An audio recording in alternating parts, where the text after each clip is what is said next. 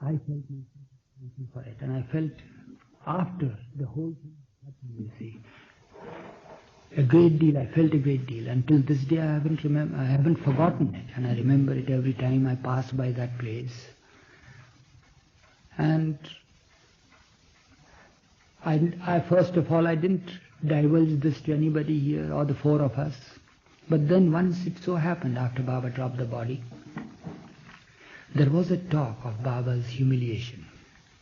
And I thought, people came and asked me, some of the Westerners. And then I thought that this was also one of the phases of his humiliation to begin with. And immediately it struck me to tell them the story. So I told them this story. And they asked me to show the place. So I took them, I led them to the place. And since then, this has been repeated by people who come in different groups, you see. Those that feel interested, I take them to that spot and show them the spot.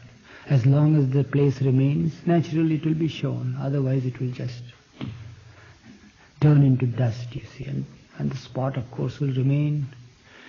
And the incident will always remain in my heart forever. That on our account, he had to take the punishment. That's all. That's the end of the story. Where did Baba go from there? You walked... Then what happened? No sooner the whole thing ended, you see, that ordeal passed away. It took about half an hour there. And then Baba told us to prepare to start walking towards Ahmednagar. As we approached Meherazad, you see, because Baba's seclusion hill could be spotted from a very long distance, you see. So as we were approaching towards this side, not Meherazad proper, but towards Meherazad, from a distance he pointed at the seclusion hill. And for the first time we realized that we were heading towards it. And he said we'd go there and then stop there. Because the two cabins that were on the hill, they were still there. They were built before we started on New Life. The two cabins were there before we started for the New Life. He had sat in seclusion there. The cabins were already there. So Baba pointed at the two cabins that were there. From a very long distance they could be seen. Said that we'll go and rest there. So we walked the distance of 8.5 miles and came to this spot here. And we had nothing to do with the Meherazad people here, you see. We stopped there and stayed there for some time, for some days. And then, all of a sudden, Baba, he started his work there. The four companions? The four companions were there, yes. And for water, we used to fetch water from nearby well, near the hill. We didn't come to a Meherazad for water or anything of the sort. And then, for food, Baba didn't like us to have any food from Meherazad or anything of the sort. So, I went to Ahmednagar on foot, and then I begged for food from my sister who is now dead. She used to live in the same quarters where the Avatar Meher Baba Trust office is situated at present. My sister's name was Mehru. So Baba told me to go to her and tell her that she should supply us with food once a day only in begging.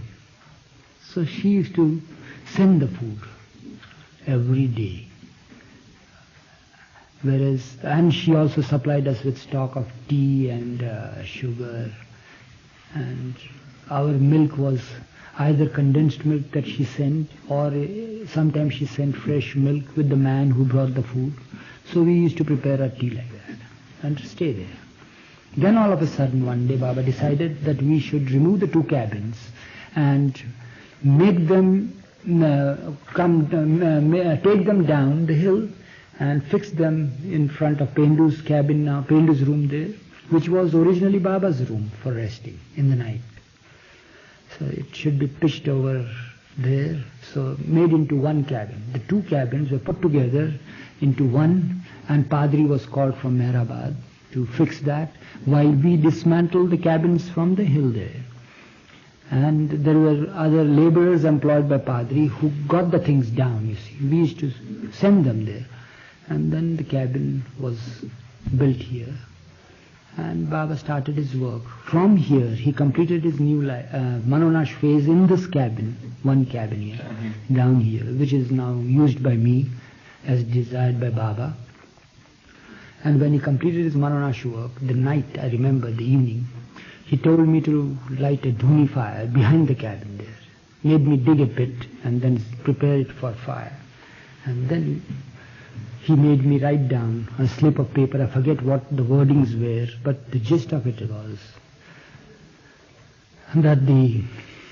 that all rites, rituals and ceremonies of all the religions in the world are hereby put into fire. And just that means they should go. So then when the fire was lit, Baba was there. Baba himself lit the fire, yes. And then he made me read that out loudly in his presence. He stood there and we, the three of us were there. And then he put that slip of paper into fire. That signifying that the whole thing should go into fire, flames, that's all. So the rites, rituals and ceremonies were put to flames. The end of it. This is the end of the Manonash phase. After that he prepared to go to the West in 1952.